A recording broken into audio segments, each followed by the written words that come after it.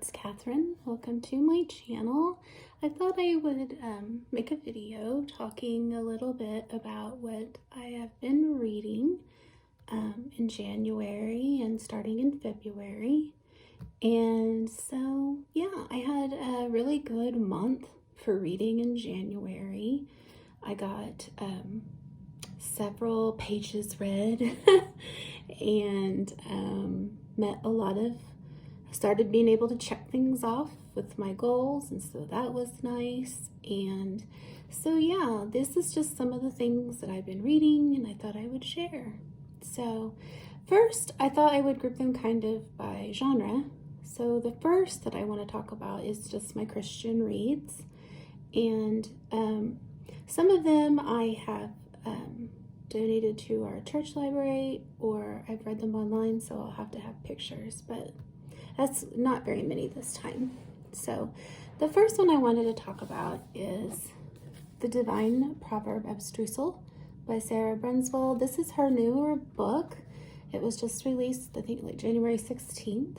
This is the author who wrote The Extraordinary Deaths of Mrs. Kipp, and as you know, I really liked that book, and I also really enjoyed this one.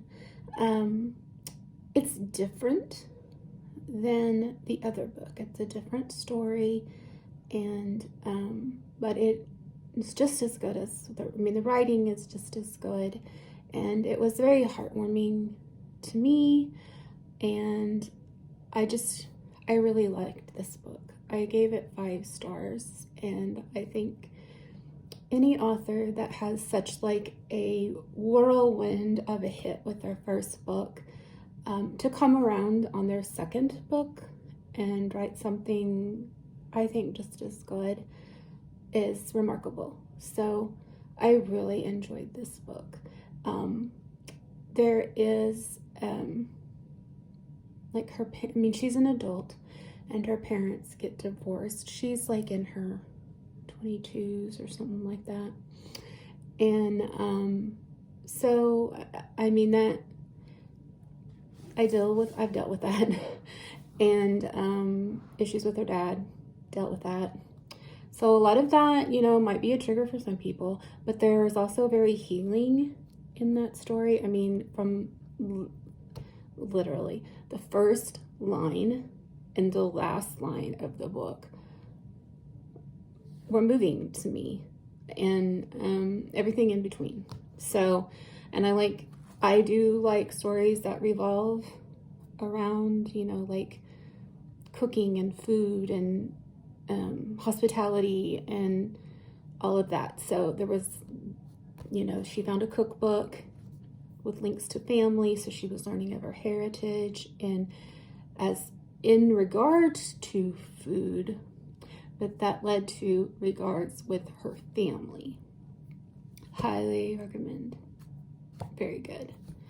So then the second one that I read in Christian would be Babylon Breakout, which is the Dead Sea Squirrels number 12. I'll have to put the picture up here. And loved it. I talked about that in a recent video. And then I also reread Elvis Takes a Back Seat. And I'll have to put that up here. I don't have a physical copy. I would like one. Because I'll probably read it again. But I talked about this in my video about multi-generational reads, and I love this book. It's so good. So that's kind of what I read on, as far as Christian fiction. And then I joined a book club online with the Bookish Princess, who has a channel here on YouTube. And our first read of the year was The Scarlet Pimpernel, and it's a classic book. It was written like in 1908, I think. And so I was really excited because this book was what kind of like created the whole idea of like the dual identity, the secret identity, and so like reading this, you're gonna think Batman, you're gonna think Zorro, So much of those things in here. And so since my husband's all into the superheroes, I said, you got to read this with me. So we each had our own little Scarlet Pimpernel book, and we read it, and we both really enjoyed it. I mean, there were things that we didn't enjoy, like the fact that it's called the Scarlet Pimpernel, but yet it's told from the narrative of his wife. So there's not really a whole lot of action with Scarlet Pimpernel, especially until the end. And then it kind of picks up for me. And then I went ahead. I started to read at the end of January the book for February, which is called Belinda, and I'm just really wasn't enjoying it. It's just not really my kind of reading. But I went ahead and started on the March. So that was The Little White Horse by Elizabeth Gooch. Oh my. This book is like up there in my favorites now. It's 5 stars for me, and I really enjoyed it. This is my kind of fantasy. I'm not much of a fantasy reader, but I do like this. And it was written in the 40s, but it's set in the 1840s. And, you know, reading reviews of like this and some of these other books that I'm going to talk about, I'm like, you got to read a classic in context of the time, you know? So there are things in here that you're kind of like, what? Like, but that was how it was in that time. So you gotta kind of remember that when you're reading something older. But yeah, 5 stars for me. Love it. Okay, so then the next little section I want to talk about are just comfy, cozy reads. And being involved in this book club and seeing what they're going to be reading coming up and everything, and talking to my husband, we just started talking about like old kids books, you know, and like vintage classic children's books. And so I've been kind of into those lately, and they've just been very comforting to me and just calming. And so I've been kind of on a kick with those. But first, I mentioned this in a recent video. I read this when I was a kid. We had the whole set, and I saw it at a used bookstore, and I was like, you know what, I'm getting that, and I'm going to read it because it reminds me of when I was a kid. And so, yeah, that was fun to read. I heard that in February they're having like this readathon. And so I went ahead and I got the book and I read this in January, so a little bit before February, but Little House in the Big Woods. I've never read any of these Little House books. Like I said, I wasn't even like knowing much about the show, but now I do. And so I was like, you know what, I do want to read those. And so my husband was like, his mom had these. And so just looking at the book, and there's like pictures in it, and he was like, oh my goodness, this brings back so many memories. But again, you know, you got to read in context of timing. So I gave it 4 stars. I really enjoyed it. There were parts that were kind of hard to read, you know, but that's the way life was for them.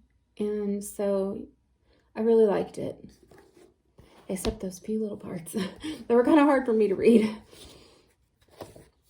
And then my husband had bought this for me, and I saved it for Valentine's, and I did a whole video about my romance comics, but this was an anthology of the DC comics. Not all of them, but just some of them, and it was just really fun to read. I enjoyed that so much. So that's what, and then one more, I'm going to put a picture up here. I saw this at the church library, and I was like, okay, I want to read that. And it's called Cherry Ames, Student Nurse, and I absolutely loved it. So now I went on eBay and I got, it's a set that has that and 6 other ones in it. And I'm really excited because one is Cherry Ames cruise nurse. And so that'll be fun. I think Army nurse is in there, senior nurse is in there. There's just like a whole bunch of them, and I just really enjoyed that book. So I'm very excited to get those. And then for nonfiction, I read Rejoice and Tremble by is it Michael Reeves. And this was very good. It's all part of that little Union series from Crossway I was talking about with, Gentle and Lowly, Deeper, The Loveliest Place. And this is Rejoice and Tremble. I really liked this one. This was probably one of my third favorite in the series. It's very good. It's talking about the fear of God and what that exactly means and how we can practice that in our life, and very good. I really enjoyed it. And then I'm working on all my C.S. Lewis books. So I read The Abolition of Man, and C.S. Lewis I think is going to be a little bit above my head, but it was good. I gave 3 stars. A lot of it was, well, like I said, it was over my head, but it was good. I can say I've read it. And then I read through The Gospel Primer by Milton Vincent. This is so good, y'all. I used it as like a devotional for about a month and a half, I think. And so good. So good. I highly recommend this book. It's not really set up like a devotional, but it kind of is. I mean, it's just like 30, and then a title, and then a little section. And then what I like is that as you're like reading, they'll be like, see, like here's part of the reading, and then here's all the verses he mentioned that he uses to talk and then he like footnotes it, and then you go down here and read the verse. It's all really good. You can see I've highlighted this thing up. So that's section 1, and then 2 is a narrative. And then the 3rd is a poem that he wrote, and it was so good. Yeah, very good read. And then lastly, I talked about this. I talked about it in my year wrap-up thing, but I finished it on January 1st. So it's actually a 2024 read, but if you go to his site, it's the Bible, Expedition Bible. Go to his YouTube channel because it is so good. And then if you can, get this book. I got it off of Amazon, and it's so good, y'all. So good. I'm getting kind of a glare.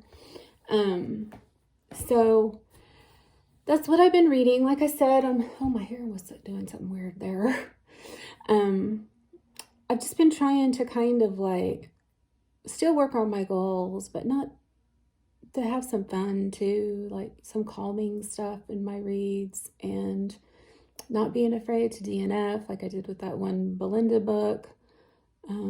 Just moving on, So right now I am getting ready to start, what was it called? Game of Hearts. And that was recommended on Kate's channel. And I think I'm really going to enjoy it because it's about archery. And I love archery. So I think I'm really going to be enjoying it. It's set in Regency times. So I'm really going to enjoy that. And then I'm working on my next C.S. Lewis book, The Four Loves. So yeah, that's what I'm working on now. And I hope everybody's doing great.